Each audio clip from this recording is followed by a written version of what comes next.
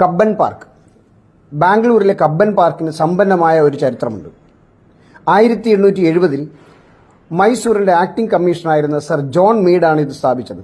തുടക്കത്തിൽ മീഡ്സ് പാർക്ക് എന്ന് പേരിട്ടിരുന്ന ഇത് പിന്നീട് മൈസൂരിൽ ഏറ്റവും കൂടുതൽ കാലം കമ്മീഷണറായിരുന്ന സർ മാർക്ക് കബ്ബണിന്റെ ബഹുമാനാർത്ഥം കബ്ബൻ പാർക്ക് എന്ന് പുനർനാമകരണം ചെയ്യപ്പെട്ടു. മൈസൂർ സംസ്ഥാനത്തിന്റെ അന്നത്തെ ചീഫ് എഞ്ചിനീയർ ആയിരുന്ന മേജർ ജനറൽ റിച്ചാർഡ് സാംഗിയാണ് ഇത് രൂപകൽപ്പന ചെയ്തത്.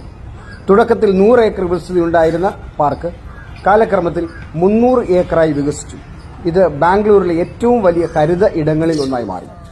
ശ്രീ കൃഷ്ണരാജ ഒഡയാറിന്റെ ഭരണത്തിന്റെ രജത ജൂബിലിയുടെ സ്മരണയ്ക്കായി 1927 ശ്രീ ചാമരാജേന്ദ്ര പാർക്ക് എന്നതിനെ പുനർനാമകരണം ചെയ്തു. എന്നിരുന്നാലും പൊതുജനങ്ങൾ ഇതിനെ സ്നേഹപൂർവ്വം കബ്ബൻ പാർക്ക് എന്ന് തന്നെ വിളിക്കുന്നു. ഈ പാർക്കിൽ നിരവധി ചരിത്ര കെട്ടിടങ്ങൾ, പ്രതിമകൾ, സ്മാരകങ്ങൾ എന്നിവ നിലനിൽക്കുന്നുണ്ട്.